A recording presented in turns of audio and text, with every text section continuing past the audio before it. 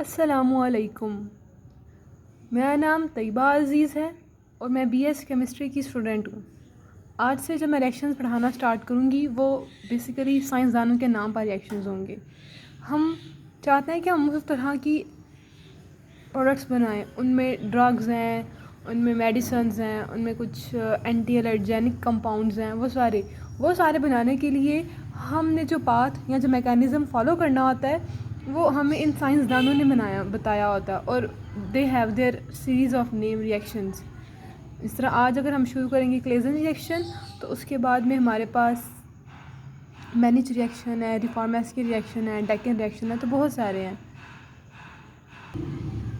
Claisen reaction ऐसा reaction है कि जिसमें हमारे पास एक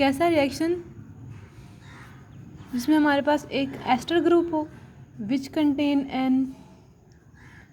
एन एस्टर, और इस एस्टर के पास हमारे पास अल्फ़ा हाइड्रोजन होना लाजमी है। An ester and a ketone और एन एल्डिहाइड। तो ऐसा रिएक्शन जिसमें हमारे पास एक एस्टर ग्रुप हो और उस एस्टर के पास एक अल्फ़ा हाइड्रोजन लाजमी हो और साथ में हमारे पास एक कीटोन हो या एक एल्डिहाइड हो। अब जो ये कीटोन या एल्डिहाइड होंगी, ज़रूरी नहीं है कि इनके पास भी अल्फ़ा हाइड्रोजन लाजमी हो। तो इस रिएक्शन में जो हमारा प्रोडक्ट बनेगा इनको रिएक्ट करवाने से, और ये काम एक बेस की मौजूदगी में होगा, और वो जो बेस होगी वो हमें एक स्ट्रॉन्ग बेस चाहिए। और जो हमारे पास प्रोडक्ट बनेगा उसका नाम होगा, यानी कि वो दिखने में, यानी कि वो एक अल्फ़ा बीटा अनसैचुरेट एस्टर होगी।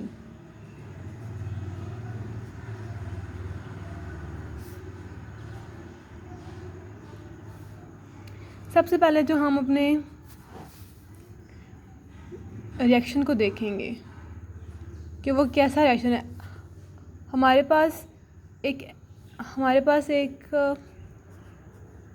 एक बेंज़ाल्डिहाइड है और हमारे पास एक इथाइल एसीटेट है। अब हम सबको पता है कि CH3 डबल बॉन्ड OH ये एसिटिक एसिड है। तो जब हमने इसको रिप्लेस कर दिया जब हमने इस हाइड्रोजन को रिप्लेस करवाया इथाइल से, तो इसका जो नाम होगा वो होगा इथाइल एसीटेट। अब मैंने कहा था कि हमने बेस इस्तेमाल करें, तो हमारे पास जो ऐसा एक स्ट्रॉन्ग बेस है जो हम इन रिएक्शंस में इस्तेमाल करते हैं। बेस का काम होता है प्रोटॉन को निकालना, तो वो जो हमारे पास बेस होगी उसका नाम होगा सोडियम एथॉक्साइड। ये एक एथेनॉल कंपाउंड होता है ना, यानी कि बेसिकली ये एक इथाइल कंपाउंड है, ऑक्सीजन है। तो वैसे हम कहते हैं कि अगर हमारे पास R हो और नेगेटिव, तो हम उसे कहते हैं कि ये एक एल्क ऑक्साइड है। अब सोडियम हम से बोलेंगे सोडियम एथॉक्साइड। बेसिकली इस एल की जगह हमारे पास अल्काइल ग्रुप का नेम है ना, हम वो लिखेंगे। और हमारे पास जो चीज़ रिमूव होगी वो एथेनॉल होगी, क्योंकि इसने बेस लेना है, प्रोटॉन लेना है, तो प्रोटॉन के ज़रिए से वो हमारे पास एक एथेनॉल बन जाएगा।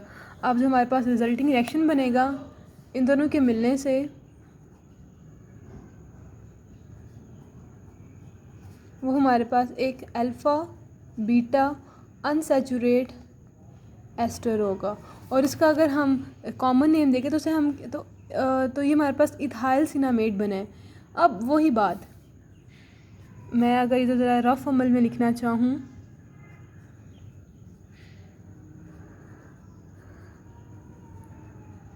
तो ये चीज़ जो हमारे पास है, इसे हम कहते हैं कि ये हमारे पास एक सिनेमिक एसिड है। और सिनेमिक एसिड क्या है? इस कार्बोनिल के साथ को देखें तो ये अल्फ़ा और ये बीटा, अल्फ़ा बीटा अनसैचुरेट एसिड। अब हमने अब बेसिकली मतलब मैं आपको बता रही हूँ कि हमने इसका नाम कैसे रखा। तो मैंने ये कहा कि हमारे पास एक इथाइल सिनामेट बना है। कैसे?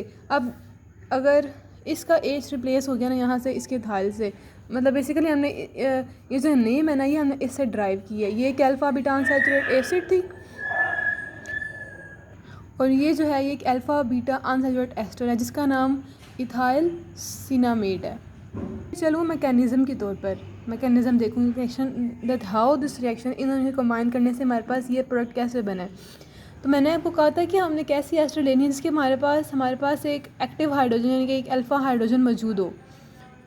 एक्टिव का मतलब होता है कि उस जगह से प्रोटॉन निकलवाना एक बेस के लिए बहुत ज़्यादा आसान होता है, तो हम उसे नाम देते हैं कि वो एक एक्टिव हाइड्रोजन है। तो हमारे पास जो यहाँ पर एक एस्टर हमने जो ली थी,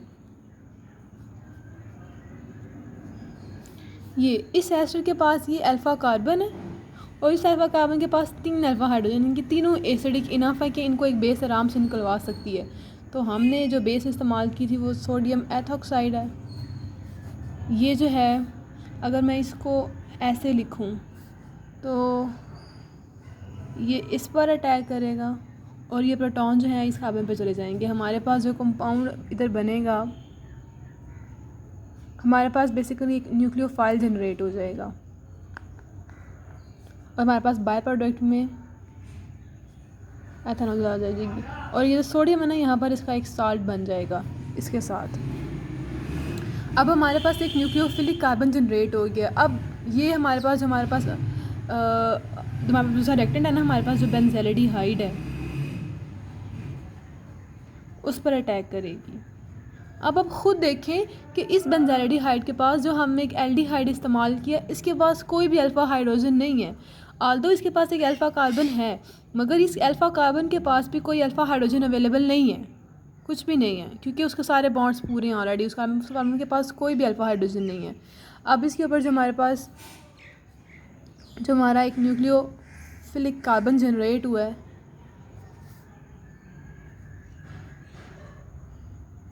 वो अटैक करेगा बिकॉज़ ये पार्शियल पॉजिटिव है कार्बन। हमने पढ़ा हुआ है कि एल्डिहाइड के दोनों कार्बन कैरेक्टर क्या है। अगर नहीं पढ़ा तो आप जाके अपनी बुक से रीड करें। हमारी बुक्स पे होता है कि ये जो कार्बन का जो करैक्टर है एल्डिहाइड के टोन्स में ये कैसा है।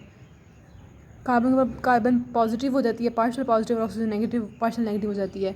और उसकी वजह से ये कार्बन जो है ये इलेक्ट्रॉन डेफिनेट, मतलब ये इलेक्ट्रॉन सीकिंग रिएजेंट है। इसको चाहिए कि मेरे पास इलेक्ट्रॉन आए, ये इलेक्ट्रोफिलिक नेचर है। और ये न्यूक्लियोफाइल इस पर अटैक करेगा और यहाँ से ये ऑक्सीजन शिफ्ट हो जाएगा इसके ऊपर। मैं सारा मैकेनिज़्म कर देती हूँ। अब ये ऑक्सीजन इसमें, अब जो हमारे पास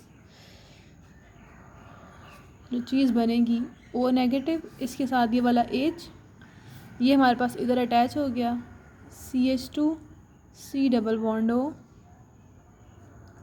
और O C2H5। अब यहाँ पर इसके साल्ट है इतना कुछ भी नहीं, मतलब जस्ट इन रिएक्शन। अब ये रिएक्शन में है क्योंकि अब इसके बॉन्ड्स पूरे हो गए, तो यहाँ पर वो साल्ट सिर्फ और सिर्फ रिएक्शन में एग्जिस्ट कर रहा है, बाकी मार्क साथ होगा मगर यहाँ पर नहीं हो। अब ऑक्सीजन में नेगेटिव चार्ज है तो ये इसकी प्रोटोनेशन होगी। जब प्रोटोनेशन होगी तो इस तरह हो जाएगा।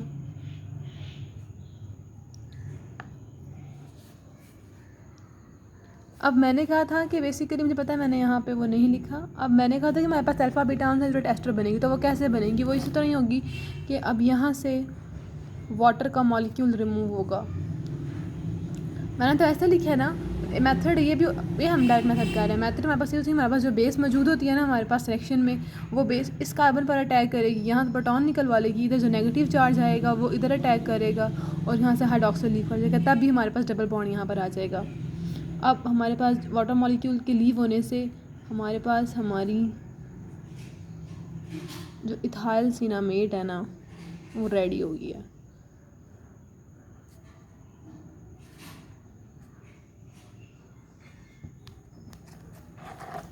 ये देखिए हमारे पास इथाइल सिनामेट इज़ रेडी।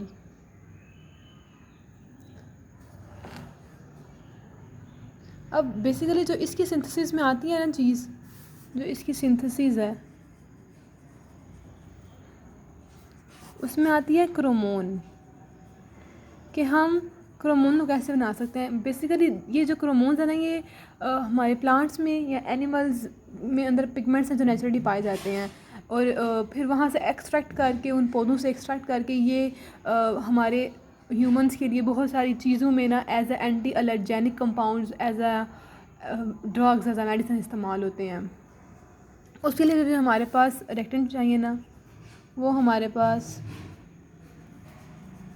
एक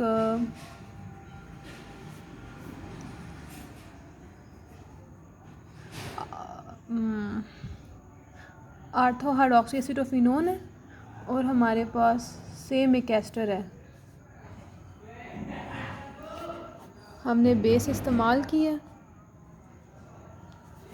अब यहाँ पे देखें, यहाँ से भी सेम मैंने जो मैकेनिज़्म यहाँ पर फॉलो करवाया ना, वो इधर होगा कि यहाँ से बेस जो है एस्टर से प्रोटॉन निकालेगी, ये इस पार्शल इस कार्बन पे अटैक करेगा और हमारे पास जो चीज़ जनरेट होगी ना वो ये होगी। मैं इधर लिखती हूँ।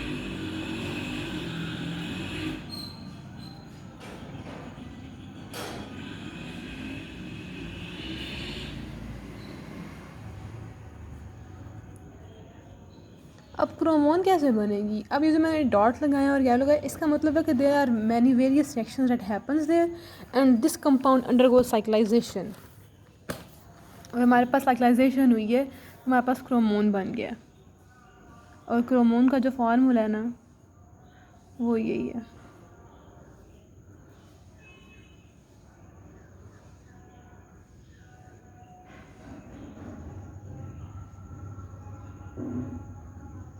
एक मिनट में लिख, हमारे पास ये कंपाउंड बनता है। बेसिकली ये फ्लेवोनोल्स हैं। आगे जाके हम इसकी सिनेरियो एप्लीकेशंस और बहुत सारी पढ़ेंगे। अब मुझे एक बात बतानी थी आपको कि ये मतलब Claisen reaction just ends here, it ends here. मगर क्लेजन की सब मिस हेडिंग्स कह रही हूँ, सब हेडिंग्स हैं। उसमें से हमारे पास जो इसकी मेन सब हेडिंग है वो है क्लेजन कंडेंसेशन।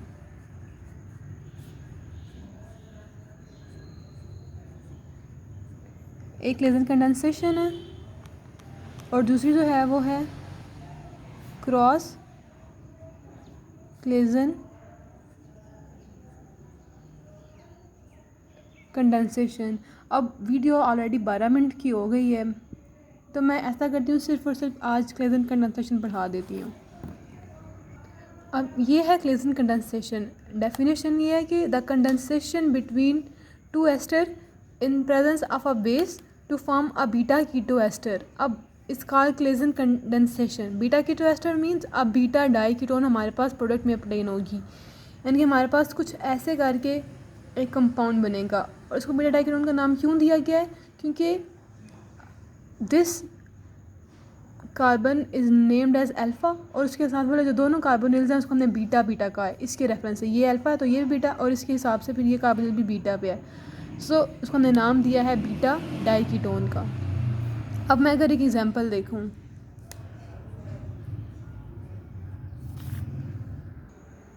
हमारे पास ये रिएक्शन है, ये एग्जांपल है, यानी कि मैंने यहाँ पर बेसिकली दोनों सेम एस्टर लिए हैं, तो इसका नाम है मिथाइल एसीटेट और इसका नाम भी मिथाइल एसीटेट है।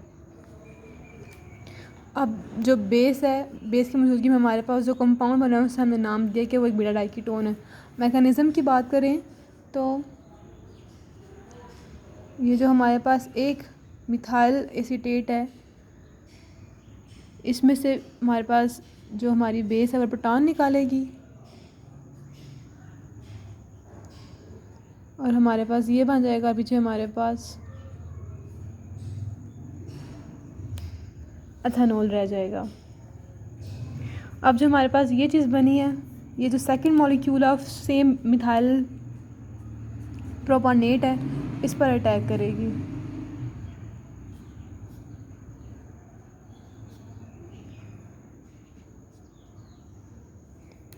ये जो न्यूक्लियोफिलिक कार्बन है ये इस पार्शियल पॉजिटिव पे अटैक करेगा, ऑक्सीजन पाई बॉन्ड टूट के एक पाई बॉन्ड जो है वो ऑक्सीजन पे शिफ्ट हो जाएगा और जो हमारे पास जो कंपाउंड बनेगा वो यूँ होगा, ओ नेगेटिव जो नीचे था वो एक जो था ना मिथाइल ग्रुप, मिथॉक्सी ग्रुप में नीचे ले आई हूँ, साथ में हमारे पास CH2 C double bond O और ये आ गया। अब बीटा डाईकीटोन हमारी फॉर्मेशन होनी थी, तो ये नेगेटिव जो है ये मतलब डीलोकलाइज, अब बाई बॉन्ड दोबारा बनेगा तो ये नेगेटिव चार्ज जो है ये इधर शिफ्ट होगा और ये जो मिथॉक्सी ग्रुप है ये एज अ लिविंग ग्रुप हो जाएगा। और जो हमारे पास प्रोडक्ट बनेगा वो ये है CH3 C double bond O CH2 C double bond O और O CH3। इसका हम नाम लिख सकते हैं। और यहाँ पर हमारे पास बीटा डाइकीटोन की जो फॉर्मेशन हो गई है। अब चूँकि मैंने तो लेक्चर प्रिपेयर किया हुआ है तो मैंने प्रिपेयर किया था तकरीबन क्रॉस कंडेंसेशन तक, तो मैं ये पढ़ाऊँगी और उसके बाद फिर वीडियो का एंड करेंगे। क्रॉस कंडेंसेशन में हमारे पास क्या मतलब है, क्रॉस का क्या मतलब है। अब इसका मतलब ये है कि हमारे पास ऐसे कंडेंसेशन इसमें होगी कि जो हमारे पास दोनों एस्टर ग्रुप है ना, यानी कि उनमें नंबर ऑफ़ कार्बन आइटम्स की जो रेशो ना वो डिफ़र करेगी। यानी कि अगर हमारे पास ये था ना कि मिथाइल एसीटेट था, तो अब हमारे पास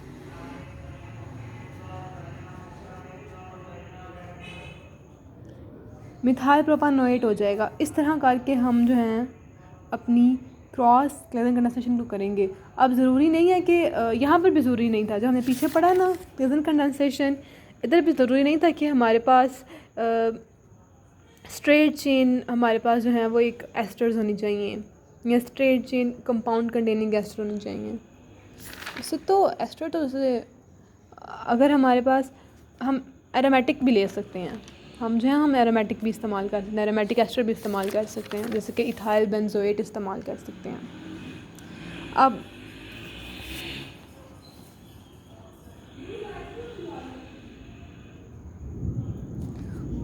उस केस में अब देखें क्रॉस क्लेजन कंडेंसेशन में, अब मैंने जो ये दोनों लिखे हैं तो इन दोनों में number of carbon atoms change हैं।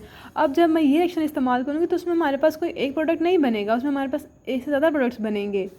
तो देखते हैं सबसे पहली वैरायटी क्या है, वो तब जब हम यहाँ से प्रोटॉन, क्योंकि अब इन दोनों के पास अल्फा हाइड्रोजन्स मौजूद हैं, बेस जो है वो इन दोनों के साथ रिएक्ट करके रिजल्टिंग कंपाउंड बना सकती है।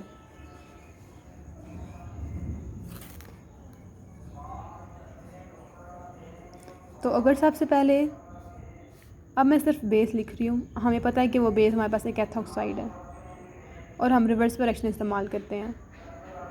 हमारे पास एक न्यूक्लियोफिलिक कार्बन जनरेट हो गया, एक हम कहते हैं कि हमारे पास एक कार्बो एनाइन जनरेट हो गया और हमें पता है साथ में बाय प्रोडक्ट हमारे पास क्या होगा, एक एथेनॉल होगा। अब हम क्या इस्तेमाल कर सकते हैं, सेकेंड हमारे पास ये चीज़ है जिसके ऊपर इस न्यूक्लियोफाइल ने अटैक करना है, वो हम इधर लिखते हैं।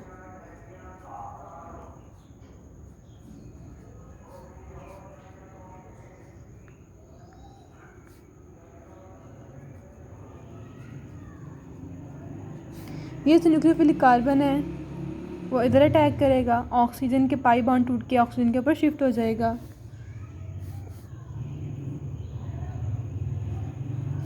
और हमारे पास CH3 CH2 O के ऊपर नेगेटिव, नीचे मिथॉक्सी ग्रुप आ जाएगा, साथ में CH2 C double bond O और O CH3 ऐसे का ऐसे ही आ जाएगा। आप समझ पीछे के बनना इसमें भी हमारे पास एक बीटा डाई कीटोन ही है, same pi bond to oxygen के नेगेटिव इधर आएगा और ये bond as a leaving group चला जाएगा। हमारे पास हमारा जो रिजल्टिंग बीटा डाई कीटोन है वो रेडी हो गया। अब दूसरी पॉसिबिलिटी क्या है, दूसरी पॉसिबिलिटी ये है कि जो हमारी बेस है ना वो इधर से प्रोटॉन निकाले।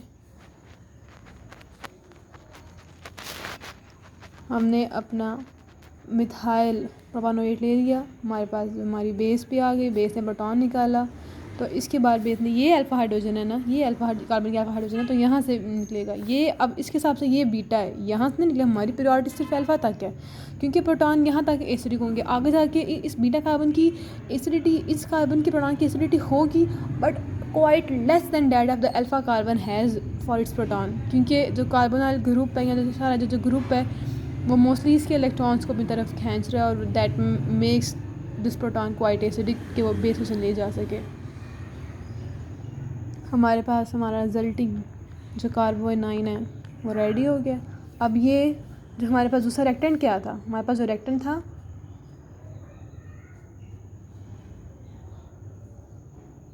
ये था मिथाइल एसीटेट।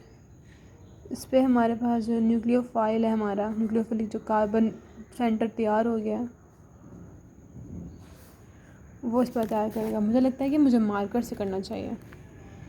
ये इस पर अटैक करेगा, ऑक्सीजन के पाई बॉन्ड टूटे ऑक्सीजन पे शिफ्ट हो जाएगा।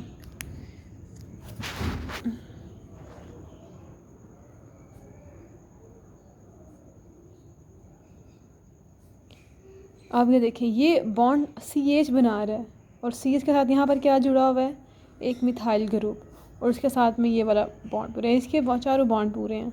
अब सेम यहाँ से ये जो नेगेटिव चार्ज है ये दोबारा शिफ्ट होगा इधर, और ये methoxy group as a leaving group leave कर जाएगा। हमारे पास हमारी रिजल्टिंग एक beta diketone is ready. अब से मैं आपको होमवर्क देती हूँ। उसमें हमारे पास जो एग्ज़ाम्पल है वो एक साइक्लोहेक्सानोन है और आपने इसको रिएक्ट करवाना है इथाइल फॉर्मेट के साथ।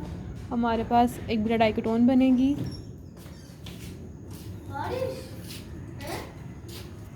अब आप देख सकते हैं कि जो हमने यहाँ पर जो एस्टर लिया है, अब जो मैंने मिसाल दी है इसमें हमारे पास इस एस्टर के पास कोई भी अल्फ़ा कार्बन नहीं है, यानी कि अल्फ़ा कार्बन और अल्फ़ा हाइड्रोजन नहीं है। तो इसलिए जो बेस होगी ना वो हमारे पास इस साइक्लोहेक्सानोन से प्रोटॉन निकालेगी और फिर कार्बन आयन जनरेट होगा और वो इधर अटैक करेगा और हमारे पास ये प्रोडक्ट बनेगा, एक डाइकीटोन बनेगी। तो आपने ये खुद इसके मैकेनिज़्म के साथ करनी है। बस ये था आज का लेक्चर। और इसके अलावा अभी इसकी सिंथेटिक एप्लीकेशंस रहती हैं। इसमें बहुत सारी जो इसकी सिंथेटिक एप्लीकेशन है ना वो बहुत इंपॉर्टेंट हैं। और पेपर में हम लिखते ही बेसिकली अगर हमने हमारे पास आया कि डिफाइन कलर कंडेंसेशन या डिफाइन रिएक्शन, तो साथ में कम से कम हमने 2 से 3 जो सिंथेटिक एप्लीकेशंस है ना वो लिखनी होती हैं। और वो इंपॉर्टेंट कंपाउंड जो हम बना रहे होते हैं इस मेथड के ज़रिए से, तो वो मैं इंशाल्लाह ताला कल या अगली वीडियो में हम उसमें सारा जो है ना वो एप्लीकेशंस को नोट डाउन करेंगे। तब तक के लिए अल्लाह हाफ़िज़। और वीडियो को ज़रूर लाइक कीजिएगा, सब्सक्राइब कीजिएगा और शेयर भी कीजिएगा। और खूब सारा इसको गौर से पढ़िएगा भी ध्यान से। जो चीज़ न समझ आई वो दोबारा पूछिएगा। ओके, अल्लाह हाफ़िज़।